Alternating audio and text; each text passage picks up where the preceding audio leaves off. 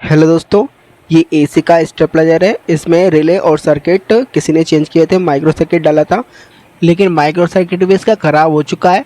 अब दोस्तों मैंने इसमें दूसरा माइक्रो सर्किट डाला है। दोस्तों माइक्रो सर्किट डालते समय मैंने इसके टीकर के वोल्ट चेक किए, तो टीकर के जो वोल्ट आ रहे हैं वो 21 वोल्ट 140 वोल्ट पर आ रहे हैं। ये देख सकते हैं, इसमें एक टीकर ये है और एक ये है। टीकर की 3 इसमें वायरें निकली हुई हैं। 21 इसमें टिकर है।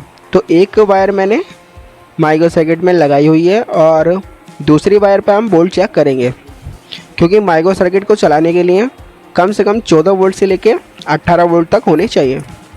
मैंने इसको डिमर से लगा दिया है और 150 वोल्टेज डिमर से इसको दे देते हैं और फिर टिकर के वोल्ट चेक करते हैं कि कितने वोल्ट टिकर के हैं। क्योंकि इसमें ज़्यादा वोल्ट आ रहे थे, 21 वोल्ट टिकर के आ रहे थे 150 वोल्ट पर ही, इसलिए इसका माइक्रो सर्किट जो था वो ख़राब हो गया। अब मैं आपको चेक करके दिखा देता हूँ। एक वायर से मैंने मल्टीमीटर की लाल वाली लीड को लगा दिया है और दूसरी वाली लीड से हम वोल्ट चेक कर लेते हैं। देख सकते हैं दोस्तों, मल्टीमीटर में 21 वोल्ट ये दिखा रहा है। अब टिकर की दूसरी वाली टेपिंग को चेक कर लेते हैं कि उसमें कितने वोल्ट आ रहे हैं। ये 20 की टेपिंग है, इसलिए इसमें आधे वोल्ट आते हैं। तो देख सकते हैं 21 वोल्ट के 10.5 वोल्ट, मतलब आधे वोल्ट ये दिखा रहा है। अगर दोस्तों मैं 21 वोल्ट देकर इस सर्किट को चलाऊंगा तब सर्किट गर्म भी होगा और हो सकता है कि कुछ दिनों बाद ये ख़राब फिर से हो जाए। तो इसलिए हमें टिकर के वोल्ट को कम करना है। दोस्तों देख सकते हैं ट्रांसफार्मर में इस तरीके से टिकर डला होता है। जो ये वायरिंग तार हैं ये टिकर की वायर हैं। तो इनमें से ही हमें कुछ वायर को छील कर देखना है और मल्टीमीटर चेक करना है कि कौन सी वाली वायर पर 14 से लेके 18 वोल्ट तक आ रहे हैं।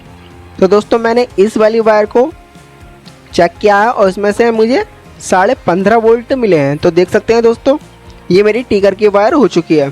15.5 वोल्ट मुझे मिल चुके हैं। इसी तरीके से दोस्तों आपको भी करना है।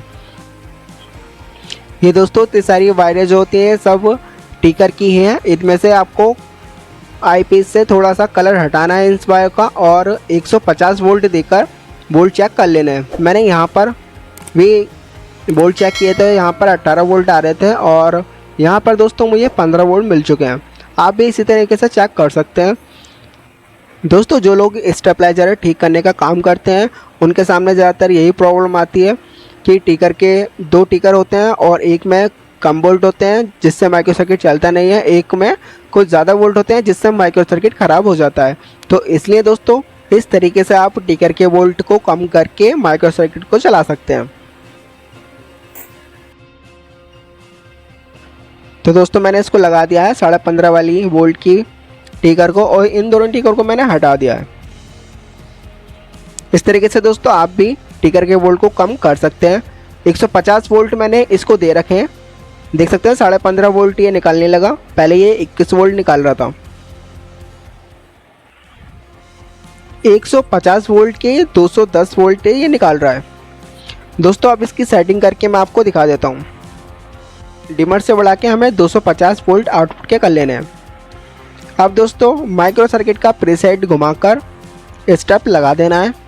एक बार प्रीसेट घुमाते ही दोस्तों इसकी सेटिंग हो जाती है, ज़्यादा कुछ इसमें करना नहीं पड़ता। दोस्तों इस माइक्रो सर्किट में 2 प्रीसेट हैं। एक प्रीसेट ये टाइमर का है जिससे टाइमर को घटाया बढ़ाया जा सकता है और जो प्रीसेट मैं घुमा रहा हूँ वो दोस्तों सेटिंग करने का है। तो जैसे ही मैं प्रीसेट को घुमाऊँगा वैसे ही 200 वोल्ट हो जाएंगे। देखते रहना दोस्तों, मैंने प्रीसेट को घुमा दिया, रिले ऑपरेट हो चुकी है, 200 वोल्ट हो चुके हैं।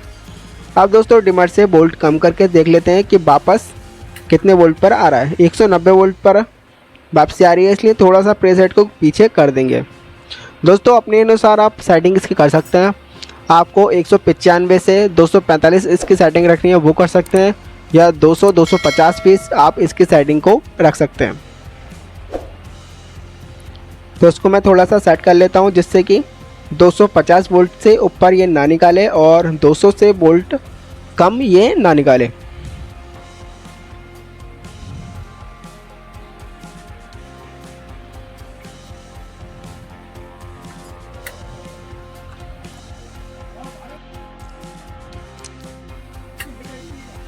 दोस्तों सेटिंग इसकी हो चुकी है, बस एक बार ही प्रीसेट को घुमाना होता है, बाकी सारी सेटिंग इसकी ऑटोमेटिक हो जाती है। अब दोस्तों हाई कट हो जाएगा।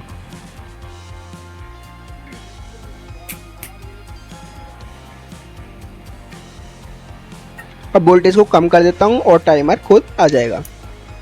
इसमें दोस्तों टाइमर के रिले चाइना की लगी हुई है।